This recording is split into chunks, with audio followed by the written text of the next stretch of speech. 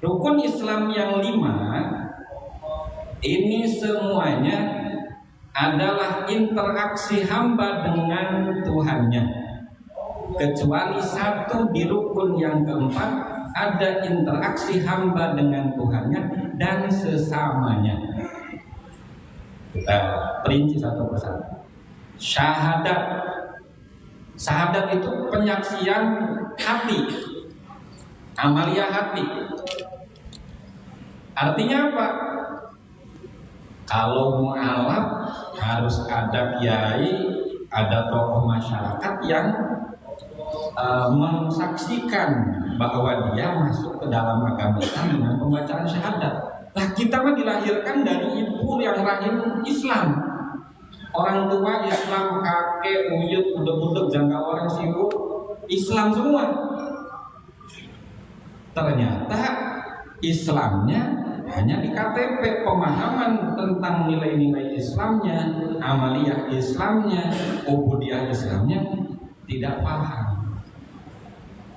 Syahadat yang pertama, kesaksian seorang hamba dengan Tuhannya, yang dengan syahadat ini mampu menjadi perantara seorang hamba masuk ke dalam surga.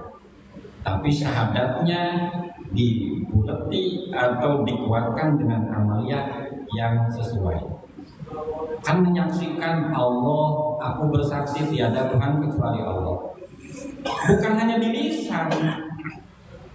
Yang nyampe syahadatnya ke dalam surga bukan hanya di lisan syahadatnya, tapi syahadat yang sampai meresap ke dalam sanubari yang diaplikasikan dalam kehidupan sehari-hari, dengan tetangga baik, dengan keluarga baik. Itu syahadat yang betul. Masuk ke rukun yang kedua adalah sholat. Sholat interaksi manusia dengan Tuhannya. Begitu Allahu Akbar, saya kecil, Allah Maha Besar, saya lemah, saya tak berdaya, saya nggak bisa apa-apa. Semua yang ada dalam diri saya, milik saya itu hanya adalah titipan. Termasuk diri saya sendiri pun adalah titipan. Inna sholati wa nusuki wa mahyaya wa mamati lillahi rabbil alamin. Mana yang aku sombongkan? Gak ada. Diri kitanya pun adalah titipan. Begitu ditiupkan ruh, masuk menjadi satu wujud manusia yang hidup, ruhnya dicabut, selesai. Bahkan begitu ruh dicabut nih, semua sertifikat tanah, mobil, motor, rumah langsung pindah alih, nggak lama ya selesai. Kita kumpulkan banyak sekali, ternyata begitu ruhnya dicabut nggak balik lagi, surat semuanya sudah pindah tangan. Apalagi sebetulnya ayu dari randan mau dikawin meneh nih mobilnya ya, menggunakan duit akeh-akeh ternyata sing kepenak mulia. Paham nggak? Nah, yang ketiga ini sholat tadi ya. Yang sholat itu sendiri masih interaksi dengan dirinya dan Allah. Kemudian orang yang sholatnya benar, dia akan interaksi dengan manusia lain seperti interaksi dengan Tuhan. Artinya benar, paham tata cara sholat, rukunnya tahu, yang membatalkan sholat apa saja tahu. Nah, pelajari perkara-perkara yang membatalkan sholat dengan Tuhannya, maka begitu kita berinteraksi dengan manusia pun, ketika kita melanggar maka batal. Contoh kan ada yang hal yang membatalkan sholat, al-kalamul amdu, bicara secara sengaja. Nah, kalau di luar sholat, seandainya kita bicaranya sesuatu yang menyinggung perasaan orang lain, yang menghina orang lain, bahkan membuat fitnah atau mengadu domba, itu batal kehidupannya. Maka sholat itu adalah cermin kehidupan orang Islam. As-sholatu tanha 'anil fahsya'i wal munkar. Sholat orang yang benar maka ketika dia mau melakukan perkara yang keji, perkara yang mungkar, akan dicegah oleh sholat itu sendiri. Artinya tidak akan berbuat kerusakan, kemaksiatan. Sholat. Yang ketiga, zakat. Ya, apa puasa dulu? Zakat, karena zakat di dalamnya puasa.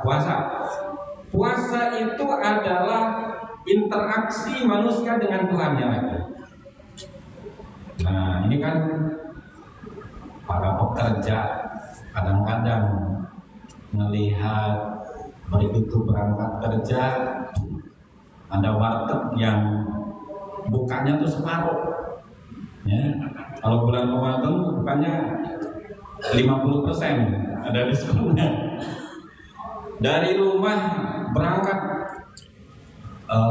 sahur sama anak sama istri, begitu pulang buka bareng, sahurnya bareng juga, bawa alam di jalan ketemu warteg, kuatnya imannya di sana. Makanya berpuasa itu sampai malaikat sendiri nggak tahu. Aku yang melihat orang-orang yang berpuasa itu pahalanya aku yang menulis, kata Allah. Artinya apa? Rukun yang ketiga masih antara interaksi manusia dengan Tuhan. Rukun yang keempat ini satu-satunya rukun yang interaksi dengan Allah dan dengan sesamanya. Zakat. Zakat itu membersihkan harta maknya. Jadi jangan dibakukan zakat fitrah, zakat mal. Begitu kita punya penghasilan, ada zakat penghasilan, ada zakat pertanian, ada zakat bisnis juga, ya, ada zakat harta goni, zahab wal fiddah yang nisabnya sudah sekian, ada zakat hewan ketika memiliki domba sekian, memiliki sapi sekian, wajib bayar. Artinya apa? Interaksi manusia dengan Tuhannya dan dengan sesamanya. Dengan Tuhan, nawaitu an mukhrija zakatal fitri. Begitu hati niat, artinya mencakup ke dalam ketauhidan.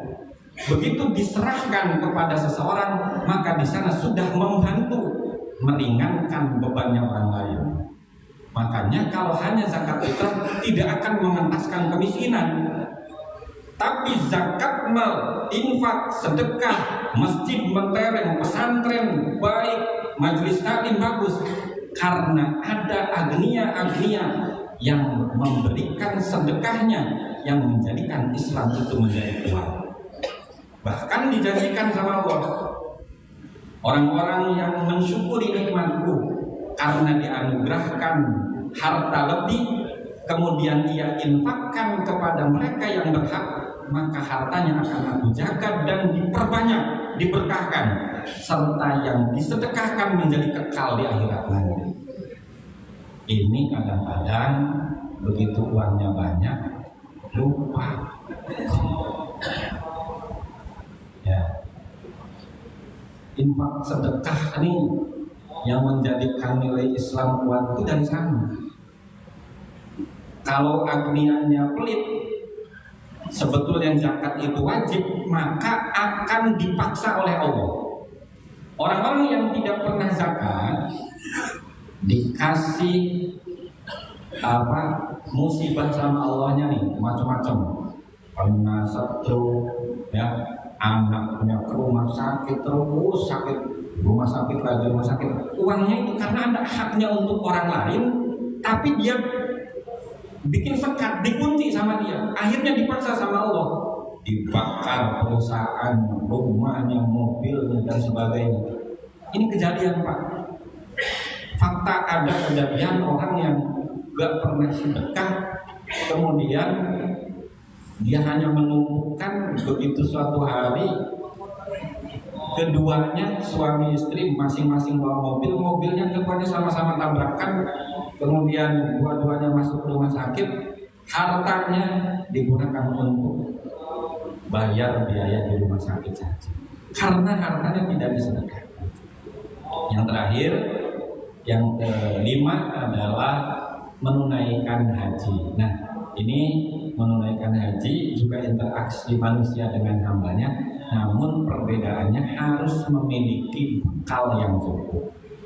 Nah itu semua adalah siratal mustaqim.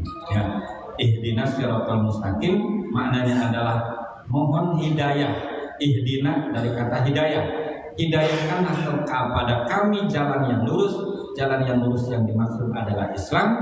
Islam rukunnya harus dipahami, kemudian diamalkan dan diaplikasikan dalam kehidupan sehari-hari. Maka nanti insya Allah pada pertemuan yang akan datang menjawab siratal ladzina an'amta 'alaihim.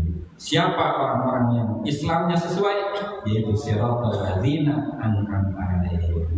Mudah-mudahan kajian siang ini bisa memberikan manfaat kepada kita semua dan termotivasi untuk terus menjadi hamba yang baik di sisi Allah dan menjadi hamba yang baik di sisi sesama manusia. Assalamualaikum warahmatullahi wabarakatuh.